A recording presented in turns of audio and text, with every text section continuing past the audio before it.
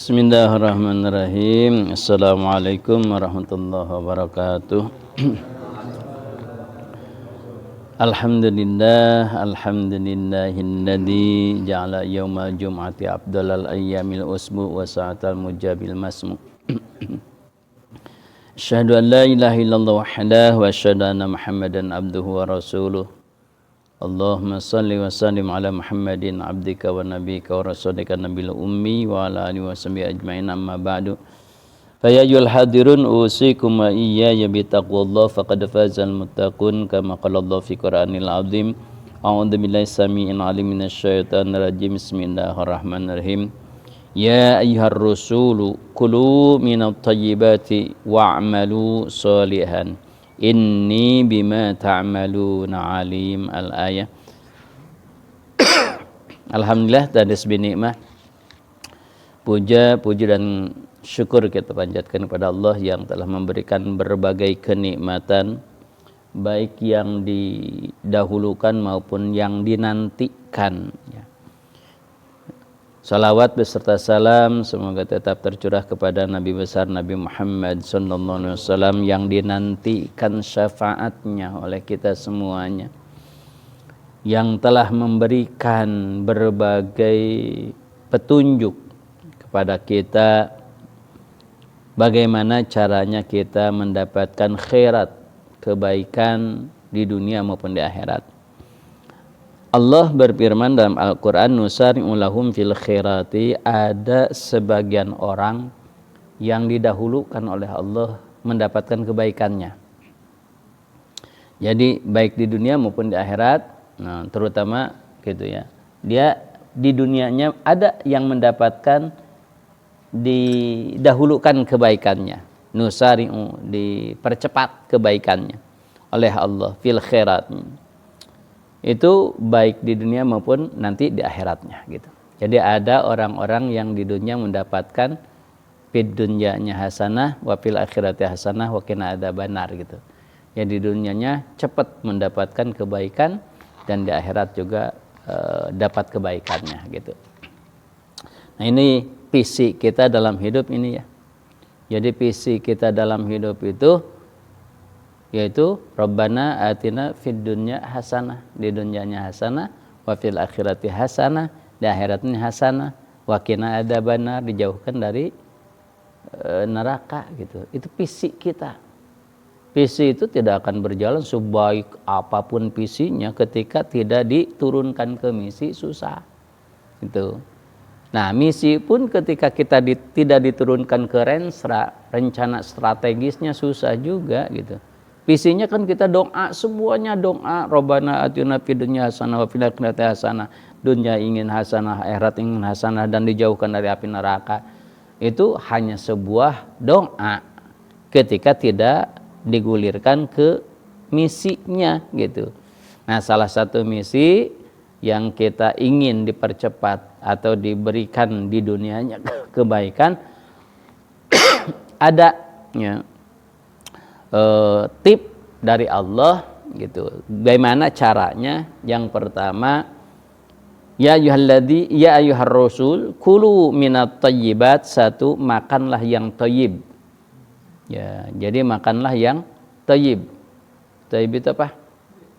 Baik. Baik itu mungkin di kesehatannya baik gitu ya. Atau baik itu mungkin di gizinya gitu ya, gizinya, atau gizinya bagus tapi sudah tidak layak makan gitu, ngesasem, itu nggak thayyib gitu. Nah, jadi halalan thayyib. Pastikan kalau ingin kebahagiaan, ingin dipercepat oleh Allah kebaikannya baik di dunia terutama nanti akhirat. Di dunia dipercepat, itu yang pertama, makannya yang halalan thayyiba ya. Makanya kata Nabi, pastikan yang diminum, yang dimakan itu benar-benar halal. Hanya ini ada klaim juga ya dari Rasul, di akhir zaman itu yang benar-benar halal itu susah sekali katanya. Jangan gitu, beras saja gitu ya. Kita pahami beras itu jenisnya mah halal, tapi karena diolahnya dengan riba, jadi riba kan gitu.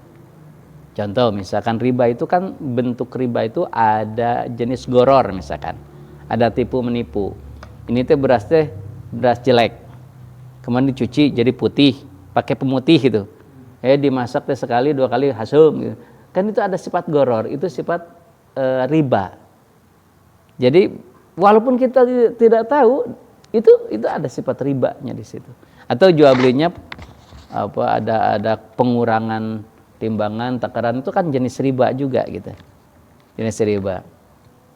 Nah, jadi susah sekali ya. Kenapa? Contoh misalkan makanan yang lezat. Ya, makanan yang lezat, misalkan roti yang enak gitu. Yang buatnya siapa? Apakah yang tahu tentang najis, yang tahu tentang halal haram, yang tahu tentang suci atau najisnya? Kan enggak. Kebanyakan gitu. Ada gitu sebagian. Nah, makanya susah untuk yang halal, benar-benar halal tuh. Tapi minimal dalam usul fikih menyebutkan fahkum bidawahir, itu aja lah. Hukumi yang dohirnya aja lah. Jadi dohirnya ayam halal, udah halal. Adapun sembelihannya kumaha itu ya itu mau terserah lah dah, kita nggak tahu kan gitu, dari kan susah kita itu mencari tahu dulu ini yang nyembelihnya itu gimana gitu. Susah gitu. Kemudian roti itu bagaimana, itu mau makan mau ditinggalian ke pabrik kan. Gak akan mungkin makan. Ya udah fahkum bidawahir, hukumi aja yang dohirnya. Tapi kalau sudah yakin ini haram, ya tinggalkan. Kalau ingin mendapatkan kebaikannya. Yang kedua, wa'malus sholihan. Yang kedua, banyaklah beramal soleh. Amal soleh dengan ibadah suka agak dibedakan ya. Ibadah dengan amal soleh. Biasanya amal soleh itu ibadah yang bentuknya sosial. Jadi biasanya di amal soleh itu namanya. Gitu. Contoh, misalkan amal soleh itu kita memberikan penerangan lampu, itu amal soleh gitu. Sedekah amal soleh gitu. Jadi amal soleh itu lebih cenderung ke amal sosial. Jadi kalau ingin dipercepat oleh Allah kebaikannya, perbanyaklah amal sosial. Salah satunya sedekah. Allah sudah mengklaim ya, wa yurbis sedekah. Ya. Yamhaqullahu riba wa yurbis sedekah. Allah akan menghancurkan riba. Kenapa menghancurkan riba? Orang yang melakukan riba, kenapa? Karena merugikan orang lain. Wa yurbis sedekah, dan akan menumbuhkan orang-orang yang suka sedekah. Itu amal soleh ya. Jadi amal soleh itu ya termasuk kita ini ngaji itu amal soleh. Amal soleh, amal soleh. Amar ma'ruf nahi munkar. Kata Allah, inni bima ta'maluna alim, sesungguhnya aku itu atas apa saja yang kalian kerjakan sebetulnya tahu ya. Gitu, enggak usah diucapkan juga tahunya. Yang ketiga, wa anna hadhihi ummatukum ummatan wahidah. Yang ketiganya, kalau ingin dipercepat oleh Allah mendapatkan nusari'u lahum fil khairat, bakal mendapatkan dicepatkan oleh Allah kebaikannya, harus bersatu dalam agama tuh ya, harus bersatu. Kalian tuh ummatau wahidah, umat yang satu. Cuma beda praktek ibadahnya saja sudah pabulitnya, sudah saling sigeng gitu ya. Ya, di sholat aja yang pakai bismillah dengan tidak pakai bismillah, jadi pas ya silakan aja punya dalil masing-masing kan gitu ya. Jangan, harus bersatu. Apakah imam yang 4 itu tidak berbeda? Abu Bakar, imam Hanafi, imam Maliki, imam Syafi'i, imam Hambali, apakah tidak berbeda? Berbeda. Tetapi mereka bersatu, nggak pernah saling menyalahkan, nggak pernah. Contoh Imam Ahmad bin Hambal, Imam Hambali, muridnya Imam Syafi'i itu. Gurunya mah Imam Syafi'i suka kunut, Imam Hambali mah nggak pakai kunut. Muridnya gitu. Gitu kayak gitu. Ya nggak jadi masalah ya. Beda pendapat mah nggak gitu. Gurunya itu saling menghormati aja. Dia saling mengagungkan gitu.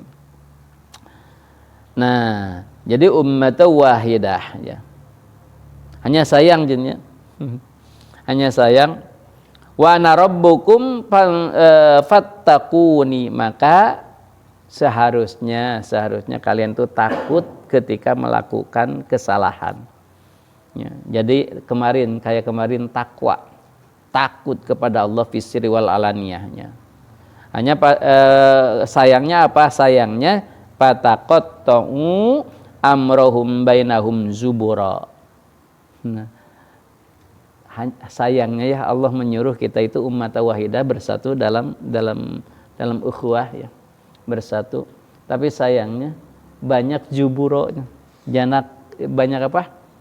Bukan paham. Banyak golongan. Nanti banyak golongan katanya, jubaronya. Amrahum bainahum zuburo. Nanti banyak golongan. Beda paham. Beda pahamnya ini yang paling dilarang oleh Allah itu ini. Kullu hizbim bima ladaihim farihun. Setiap golongan menganggap dirinya lah yang benar, dirinya lah yang baik, dirinya lah yang mendapatkan kebahagiaan, dirinya lah yang mendapatkan petunjuk, golongannya lah yang mendapat. Nah ini yang jangan tuh. Kalau ada seperti itu susah oleh Allah diberi kebaikan tuh. Islam susah maju, susah untuk apa? Untuk maju orang Islam. Karena tidak bersatu. Kalau sudah bersatu, gitu. Ya, bersatu. Nah ini hati-hati ketika kita ada sifat-sifat merasa diri, golongan diri lebih baik, itu berarti tidak akan diberi oleh Allah nusari'u lahum fil khairat, tidak akan diberi oleh Allah kebaikan yang dipercepat di dunia anak ini gitu. Kata Syekh Abdul Qadir begini, kalau kamu lihat anak kecil, maka kamu kamu harus meyakini bahwa anak kecil itu lebih baik daripadamu. Kenapa? Karena anak kecil itu belum banyak dosanya, mungkin saja belum punya dosa. Kita sudah banyak dosa, berarti dia lebih baik daripada aku. Gimana kalau lihat kepada orang yang lebih tua daripada kita? Itu sama. Sama. Itu pun kita harus menganggap mereka itu lebih baik. Gimana caranya? Ya Allah, dia mah lebih lama ibadahnya juga. Dia mah lebih duluan ibadahnya juga. Dia mah lebih hebat daripada aku, lebih duluan ibadahnya juga. Aku mah baru kemarin sore ibadahnya juga. Itu. Jadi melihat orang lain itu lebih baik daripada kita. Bagus. Gimana kalau lihatnya orang kafir misalkan, atau misalkan orang berilmu dulu. Orang yang berilmu, kita apalagi orang berilmu, ya Allah, dia mah segala sesuatu tahu ilmunya. Sedangkan sahnya ibadah itu kan kalau yang tahu ilmunya. Kalau saya kan nggak tahu ilmunya. Maka kalau orang yang punya ilmu diberikan segala sesuatu yang tidak diberikan kepadaku, wah hebat. Nah sebaliknya kalau lihat orang yang bodoh, gimana kalau orang yang bodoh? Kita berprasangka baiknya kepada orang yang bodoh gimana? Dia bodoh. Kalau namanya bodoh pasti salah terus kan? Namanya bodoh kan, nggak benar gitu, ibadah lagi bodoh. Kita berhusnudonnya gimana?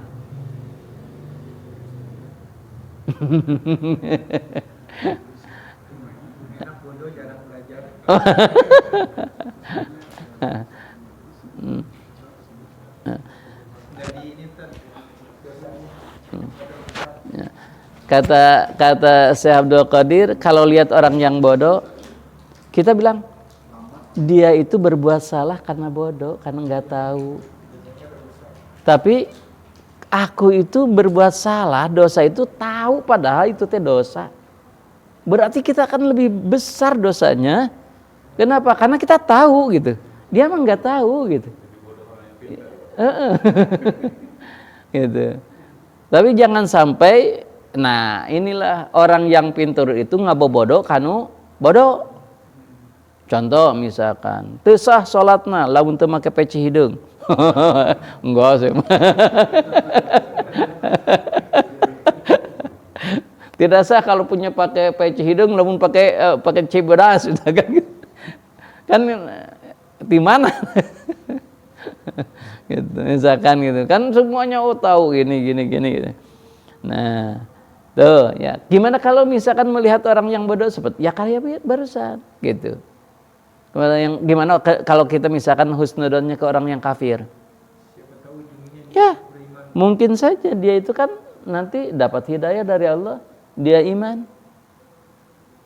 Mungkin saja kita justru terpleset, bisa jadi kan. Makanya kenapa Allah menyuruh kita itu terus berdoa, Rabbana la tuzigh qulubana ba'da idh hadaitana wa hab lana min ladunka rahmah innaka antal wahhab. Minta perlindungan ke Allah, ya Allah tetapkan hidayah saya. Misalkan ada orang yang tidak pernah ngaji, saya teman deket-deket tara ngaji, tong benci buat nanti dia yang ngaji, kita sibuk oleh Allah diberi sibuk tara ngaji kan bisa jadi gitu. Jangan sengudon makanya. Oh, mungkin itu dia lebih baik. Mungkin dia akan itu. Nah, makanya di sini jangan ini golongan-golongan firqah itu merasa apa? Merasa dia farihun katanya. Dia yang akan mendapatkan bahagia, dia mendapatkan petunjuk golongannya, dirinya. Nah, ini yang akan dijauhkan oleh Allah dari dipercepat kebaikannya ya. Bahkan oleh Allah padarhum, tinggalkanlah kalau orang yang kayak gitu. Kayak gimana? Yang suka merasa golongannya dirinya lebih baik, tinggalkan. Padarhum gitu, tinggalkan olehmu. Fi gamratihim, di kesesatannya, di dalam kesesatannya gitu. Hatta hinin, sampai waktu yang ditentukan. Gitu. Nah, yang selanjutnya nomor berapa bah gitu dah. Kong berapa? Keempat. Ayah sabuna annama numidduhum bihi mimmali wa banin. Orang yang akan dipercepat oleh Allah kebaikannya itu orang yang tidak menganggap hartanya, anaknya, kesuksesan anaknya itu satu-satunya yang membuat dia dapat bahagia. Hartanya itu tidak menganggapnya harta itu kekal.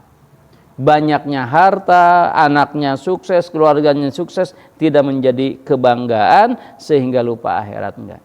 Ini amanah dari Allah gitu. Nah, jadi kata Allah, coba ayah sabu, apakah mereka mengira bahwa harta banyak itu, keluarganya sukses itu anugerah dari Allah? Bukan anugerah, amanah itu dari Allah. Orang yang lembut, kenapa? Karena takut kepada Allah. Kalau kita hati-hatilah gitu, bukan hati-hati dalam perilaku. Kemarin itu warok, ya, kayak bahasanya ini musyfikun. Dia hati-hati, warok. Kenapa? Karena takut. Makan takut Allah enggak ridho, minum takut Allah enggak ridho, tidur takut, ibadah takut enggak diterima oleh Allah. Sehingga dia hati-hati dalam hidupnya. Khasyah, min khasyati rabbihim musyfikun. Dia lembut, dia hati-hati gitu. Nah, makanya kan waro itu minimal ya, waro itu minimal. Waro itu hati-hati, itu minimal dari haram. Jangan makan, minum, perilaku kita yang haram, itu aja, itu waro. Tingkatan selanjutnya yang yang haram ditinggalkan ya. Kemudian yang makruh. Sudah makruh tinggalkan. Itu waro lebih tinggi lagi. Nanti yang subhat tinggalkan. Subhat itu remang-remang. Ini teh haram, halal, halam. Cadel, halam, haram jeung halal jeung halam. Nah, ya remang-remang. Remang-remang itu contohnya gini. Contohnya, Ada makanan gini lah, ada pohon kelapa, kemudian di bawah itu kelapa yang jatuh tuh. Nah, kelapa yang jatuh itu dari pohonnya itu disebut subhat. Kenapa subhat? Karena belum tentu halalnya. Kenapa belum tentu? Dan mungkin kalau yang punya kelapa juga pohon kelapa, kalau yang sudah jatuh mempekteting lah gitu kan biasanya gitu. Tapi kadang-kadang ada juga yang itu mah punya saya kan gitu. Makanya subhat namanya. Tapi nanamnya di jalan, Bro. Di tanahnya gimana? Kenapa? Kelapanya itu ditanamnya di jalan umum gitu. Di apanya? Maksudnya yang tanamnya itu bukan di tanah milik, tapi di umum. Di tanah umum. Ya kalau di tanah umum itu etikanya bilang dulu ke nanamnya. Kenapa? Karena etikanya dia yang punya hajat. Walaupun dia tidak beretika juga nanamnya di tempat umum. Itu. Oh iya, gitu minta izin. Nah, kalau diambil tidak haram, hanya tidak beretika gitu. Kenapa? Karena di tempat umum. Dan dia juga kan di tempat umum jangan dipakai pribadi kan gitu seharusnya. Nah, yang selanjutnya jangankan yang subhat ya. Yang mubah saja, yang waroma sedikit. Coba lihat Nabi. Nabi makan kapan? Ketika lapar. Berhenti sebelum kenyang. Kita makan kapan? Mun aya dahareun, mun eueuh neangan. Eureun iraha geus teu geus seep. Setelah kenyang. Nah itu Nabi itu mencontohkan ke kita di makanan saja gitu, yang halal saja tahan gitu, jangan terlalu banyak. Nabi tidur. Tahajudnya yang disuruh berapa sih? Sulusail lail, 2/3 malam. Al-Mujamil kan 2/3 malam ya disuruhnya. Kalau nggak mampu kata Allah apa? Wanisfahu, setengah malam itulah. Kalau malam mulai dari maghrib misalkan, jadi jam 6 sampai jam 6 lagi gitu ya, berarti setengah malam, berarti jam 12 kita sudah bangun. Kalau 2/3 jam 10-an kita bangun. Ibadahnya tahajudnya. Kalau tidak bisa, kata Allah dalam Al-Mujamil apa? Sulusahu, 1/3. Jadi bukan gini. Bangunlah kalian 1/3 malam. Bukan bangun 1/3 malam, dipakai 1/3-nya malam itu untuk ibadah. Minimal itu. Tapi kalau nggak bisa, kata Allah, Ghafurur Rahimnya, Allah dihampura. Wow. Susah. Tapi bagusnya kan gitu. Nah, Nabi mah tidur saja kan dikurangi itu. Gitu. Padahal boleh tidur kan, tapi dikurangi gitu. Bicara dikurangi gitu. Jangan terlalu bicara banyak gitu kan. Kan kemarin ya, kita bicara yang baik-baik saja, yang kalau nggak baik jangan gitu. Kul khairan au liyasmut. Fa yakul khairan au liyasmut. Bicaralah yang baik, kalau tidak bisa udah diam aja daripada kaditu kadia gitu nya. Au liyasmut.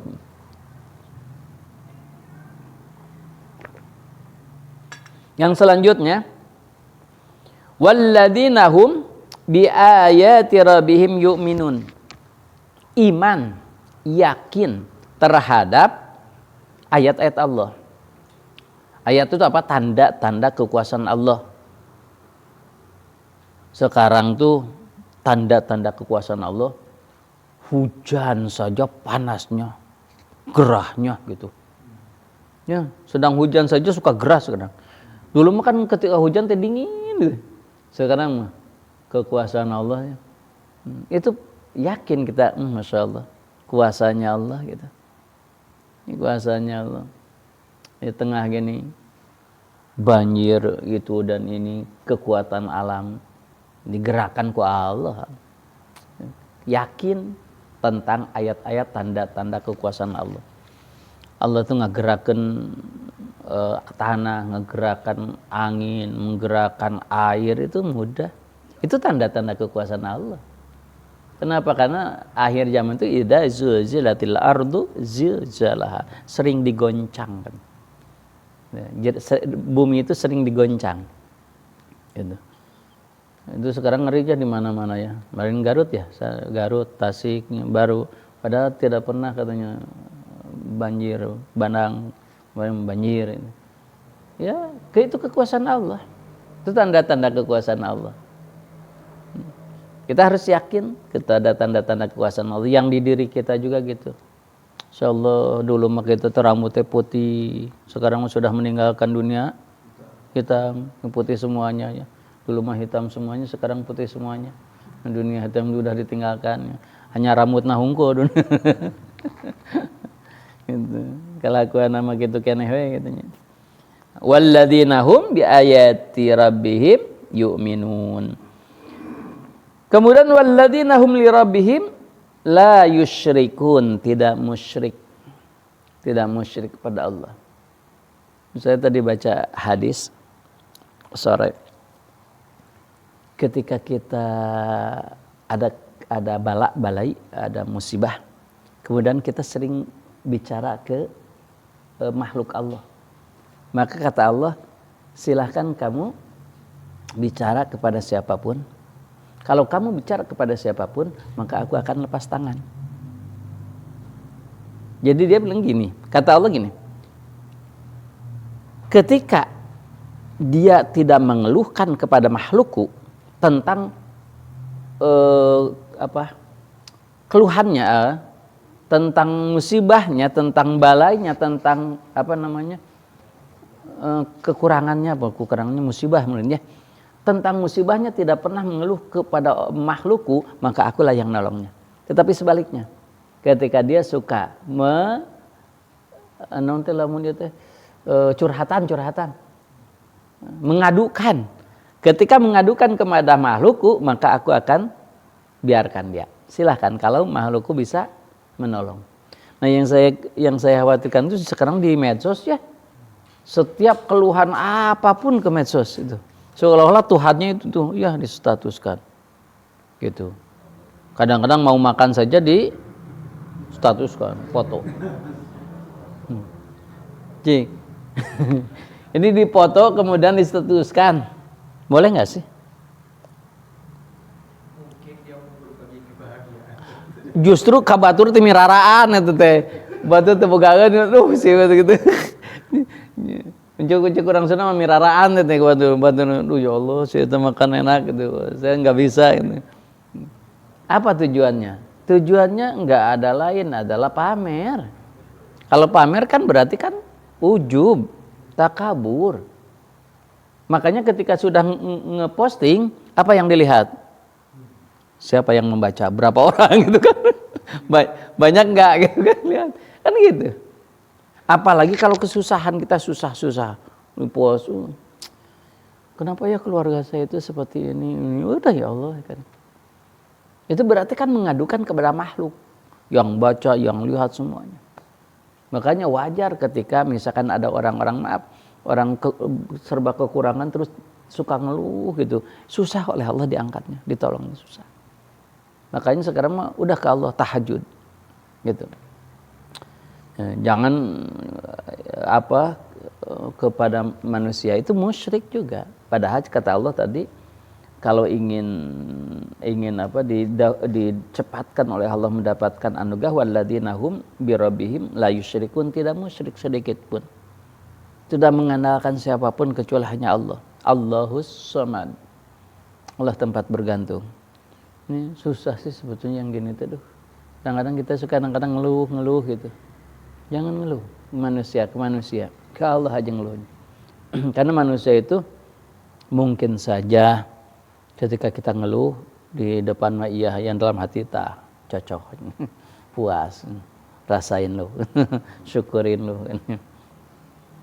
Walladzina yu'tuna ma atau, dan sering memberikan apa yang diberikan oleh Allah kepadanya. Sedekah, infak. Nah, dimanapun sedekah infak itu pasti ada aja ya. Ingin kaya, sedekah infak. Ingin dicepatkan mendapatkan kebahagiaan, sedekah infak adanya. Sedekah infak. Cek kata logika mah ya, menurut logika kalau kita punya uang dikasihkan ngurangan. Kalau logika, kalau akal. Tapi kalau menurut iman, justru Allah akan membalasnya lipat ganda, 700 kali lipat. Nah, ini iman gini aja sudah susah kan iman untuk iman ini. Nah, selanjutnya wa qulubuhum wajilat. Hatinya gemetar. Hatinya suka orang ya sudah gemetar hatinya di hadapan Allah tuh. Khaifah karena takut. Annahum ila rabbihim rajiun. Kenapa? Karena mereka yakin bahwa mereka akan dikembalikan kepada Allah dan mereka akan dibalas oleh Allah. Sehingga dia wajilat, gemetar hatinya itu. Takut. Ketika dibacakan Al-Quran, gemetar hatinya. Dibacakan Al-Quran, tambah keimanannya gitu. Kita dibacakan Al-Quran, lempeng-lempeng wainya gitu. Itu ayat segan wajilat qulubuhum nantinya. Wajilat. Wa quluhum wajilatun gitu ya. Jarang dibacakan Al-Quran. Jangan dibacakan maca oge papaharenya. Nah, ulaika yusari'una fil khairat. Mereka itulah yang akan mendapatkan khairat. Yusari'una teh dipercepat. Dunia juga dapat bonus. Atau di akhirat dikurangi? Ya enggak lah, itu mah hanya bonus di Allah. Nah, kalau ada orang yang soleh, dimudahkan rezekinya itu teh bonus, bukan balasan. Karena balasan mah nanti di akhirat. Ad-dunya darul amal wal akhiratu darul jaza, kan gitu. Dunia itu tempat kerja, bukan tempat bersenang-senang, bukan tempat balasan, bukan tempat dapat gaji. Wal akhiratu darul jaza, nah baru akhirat. Dunia itu kan ad-dunya mazra'atul akhirah. Ya. Mazra'ah itu ladang sawah ya, untuk ditanami untuk akhirat gitu. Bukan untuk bersenang-senang, untuk bercocok tanam, untuk bekerja gitu. Sedangkan bekerja kadang-kadang hasil, kadang-kadang enggak. Nah, itulah yang tadi percaya terhadap takdir dari Allah. Nah, ulaika yusari'una fil khairat wa hum laha sabiqun. Nanti di akhiratnya sabiqun, as-sabiqunal awwalun lagi. Yang kalau melakukan yang barusan semua di dunia dipercepat oleh Allah mendapatkan kebahagiaannya, kayak Nabi Sulaiman, kayak Nabi Ibrahim, ya, kayak Abdurrahman bin Auf, Abu Bakar, Utsman dan yang lainnya itu dunianya dapat, di akhiratnya sabiqun la awwalun. Duluan ke surga gitu. Oh, tapi loba banyaknya kudu kerja kenana. Ya, minimal ini aja coba lah, minimal cen di sini.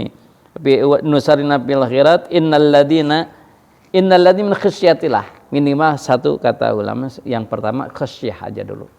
Khasyah, takutlah kepada Allah. Ya. Musyfiqun. Kenapa? Takut kepada Allah karena dia yakin bahwa akan kembali. Kemudian musyfiqun, lembut kepada orang lain. Tidak pernah menyalahkan orang lain, tidak pernah mengecek orang lain. Yang ketiga, walladzina hum biayatina rabbihim yu'minun. Imanlah terhadap ayat-ayat Allah. Yang keempat, walladzina hum birabbihim la yusyrikun, jangan musyriklah. Yang kelima, walladzina yu'tuna ma atau sedekah, zakat, infak. Yang keenamnya wa qulubuhum wajilat. Hatinya wajilat qulubuhum, ya. Kenapa? Annahum ila rabbihim rajiun. Kenapa? Karena mereka yakin akan kembali kepada Allah. Yakin ada akhirat, yakin ada balasan. Segitu aja dulu katanya. Itu kata Allah di sini dijelaskan oleh Allah, ulaika, mereka itu yusari'una, yang akan dipercepat oleh Allah fil khairat, mendapatkan kebaikannya. Tuh. Berarti ini lebih ke hati semuanya ya. Hati ya. Takut ke Allah, kemudian khasyah tuh takut ya, kemudian iman, kemudian tidak musyrik, kecuali sedekah ya, sedekah. Hatinya kan gemetar, itu kebaikan ke batin ya. Makanya kemarin kita bahas ya, kan Allah itu membuat kita itu dohir batin, maka dohirnya batinnya harus benar ibadahnya gitu, harus kompak antara batin dohir jeung batin teh gitu. Jangan dohirna hungkul ibadah teh atau batinnya saja, jangan. Kan kalau dohirnya saja misalkan sholat dohirnya hungkul, kan diancam juga oleh Allah ya, fawailul lil mushollinnya alladzina hum an salatihim sahun.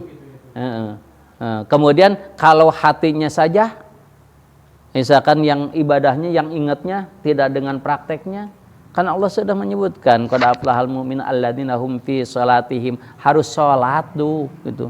Mengkhusyuknya itu dalam sholat, lain di luar sholat. Jangan bilang untuk apa sholat cucungkelan, penting mah hati we gitu. Enggak juga, dua-duanya hati sama gitu. Jadi lamun dohir hungkul, fisiknya hungkul diancam oleh Allah, hati hungkul diancam oleh Allah.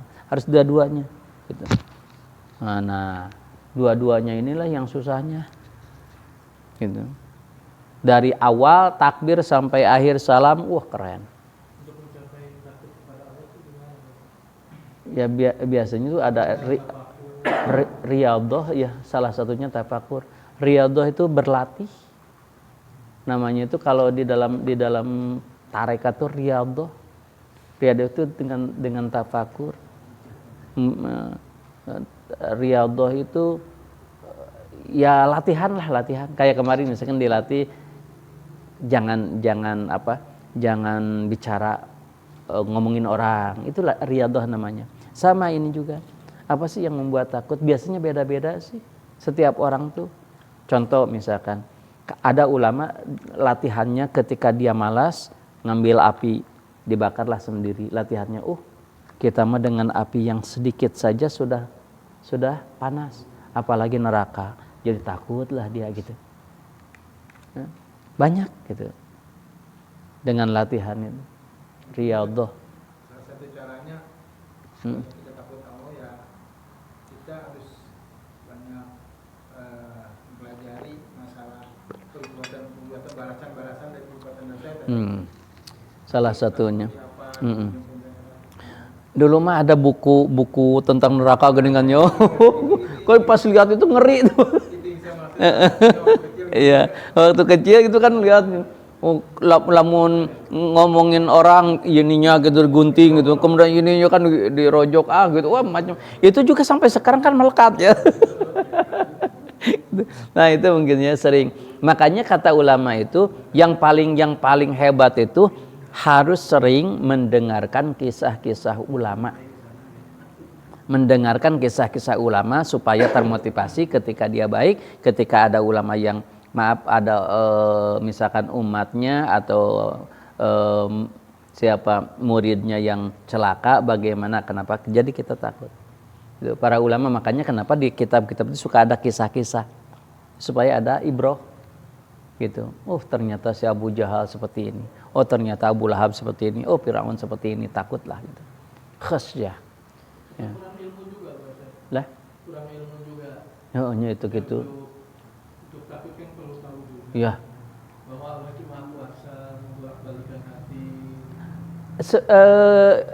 Sebetulnya orang punya ilmu sih gini, jarang orang yang tidak tahu bahwa Allah itu Maha Kuasa ya, atau Maha mendengar tuh lah, atau Maha melihat, Maha mengetahui. Tapi realnya kita merasa tidak dilihat, tidak didengar oleh Allah. Buktinya apa? Ketika kita melakukan tidak takut kepada Allah. Kenapa? Itu tidak meyakini kepada Allah sebetulnya. Nah makanya dalam imannya, dalam ulama al-tauhid disebut itu imannya iman ilmu atau iman mahjub. Dia punya ilmu, tahu, tapi masih terhijab. Nah itu imannya iman ilmu, masih iman hijab. Itu belum disebut akan selamat di akhiratnya. Gitu. Jadi dia sudah tahu bahwa Allah itu Maha melihat, tapi kita seolah-olah tidak dilihat oleh Allah gitu. Nah itu sebetulnya imannya itu iman ilmu atau iman mahjub, iman dihijab, imannya masih terhijab. Yang bagusnya itu iman iyan, minimal tadi merasa diawasi oleh Allah, dilihat oleh Allah, didengar oleh Allah, itu sudah iman iyan namanya. Itu dua saja kata-kata ulama itu udah masuk iman iyan. Ya, kalau dalam iman, Islam, ihsan. Nah, itu ihsan lah. Dalam tauhid itu kalau merasa yakin aja, misalkan Allah itu basiran, sama basor, mendengar, melihat, itu sudah imannya iman iyan. Iman yang akan menyelamatkan kita di akhirat gitu. Kebanyakan imannya belum nyampe ke iman iyan. Tapi imannya iman ilmu. Apalagi kalau iman taklid. Kalau iman taklid mah dia tidak punya ilmu, tidak tahu ilmunya. Hanya kata orang lain, itu iman taklid namanya. Itu mah tidak akan diterima, jelas tuh. Iman ilmu saja sudah ditetot gitu di akhirat. Ya, dia tahu ilmunya tetapi tidak diamalkan gitulah, gampang. Gitu. Harus dilatih ya. Tafakur, sering tafakur paling utama sih. Para ulama seringnya tafakur, baru dikir, baru tafakur. Dikirnya bukan lisan saja. Kenapa? Berlawanannya, godaan setannya, hawa nafsu. Itu. Ya itulah harus bisa menahannya di situ. Makanya kan gini. Kalau menurut Imam Ghazali ya, caranya satu, takhli dulu. Apa takhli itu? Kosongkan dari sifat-sifat jelek. Kikir, pokoknya sifat jelek ya, kosongkan dulu, ya, ngelawan itu. Setelah udah bisa itu baru tahalli, masukkan ke lawan sebaliknya. Kan tadi jangan kikir dulu lah gitu. Misalkan gini, saya belum bisa memberikan manfaat ke orang lain, minimal jangan memberi madarat aja dulu. Belum memberi manfaat gitu aja dulu. Nanti setelah tidak memberi madarat orang lain, baru memberi manfaat gitu. Gini, kalau kamu belum bisa sodakoh, minimal jangan minta saja kepada orang lain. Gitu dulu gitu. Itu disebut takhli. Kalau sudah bisa, baru memberi ke orang lain. Tahal itu.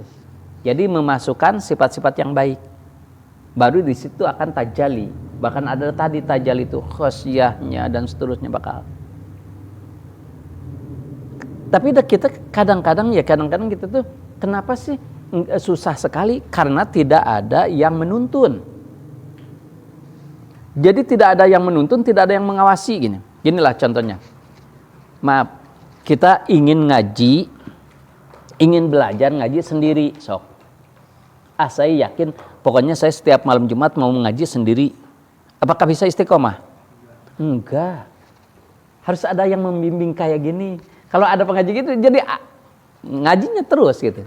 Tapi kalau sendiri sekehebat apapun sok juga, sebulan 2 bulan udah sendiri. Enggak bisa istiqomah, harus ada membimbing. Maka kata ulama itu harus ada guru mursyid. Susah kalau nggak ada guru mursyid itu, kamu sampai mana gitu. Apa yang sudah gitu. Ya minimal lah sendirilah. Kalau kata saya itu gini, ketika ingin nyoba kayak kemarin, satu-satu aja dulu. Coba saya sekarang minggu ini misalkan tidak ngomongin orang lain. Nanti udah bisa nih. Tambah lagi, saya tidak akan hasud. Orang lain mendapatkan kebahagiaan, saya ikut bahagia. Orang lain mendapat celaka, saya juga ikut sedih. Dan ikut celaka. Nah, kalau ada orang lain misalkan mendapatkan kebahagiaan, kita masih gitu, berarti masih kena ayah hasud. Nah, makanya lawan oleh kita. Jadi satu-satu coy. Oleh ulama juga disuruh satu-satu. Nah, makanya gerbang pertama dalam untuk tadi bisa khosyah itu taubat. Jadi pintu pertama taubat, tapi taubatnya jangan kayak seperti kita umum, astagfirullah, ya Allah ampuni dosa kami semuanya. Enggak, satu-satu, hilangkan satu-satu, coba satu-satu. Kata Nabi, kan tadi, Pak Yakul khairan auliyasmut. Bicaralah yang baik, kalau tidak bisa, ya udah diam. Coba sekarang diam. Jangan bicara yang jelek-jelek gitu. Coba gitu, seminggu. Kalau para ulama itu biasanya dilatihnya itu 40 hari itu. Jadi 40 hari ini coba lagi yang lain. Tapi bukan yang ini jadi dilakukan lagi. Udah kemarin sukses, sekarang yang lain. Bukan, maksudnya dihilangkan satu terus tambah gitu. Oh, saya kemarin mampu nih 40 hari tidak ngomongin orang lain, saya ganti sekarang tidak hasud, tapi ngomongin lain tuh sarjeng bohong gitu. Enggak, semuanya terus gitu. Gitu, bagusnya gitu. Ya. Wallahu a'lam bishawab. Silakan. Jadi yang hubungannya dengan Pemahaman.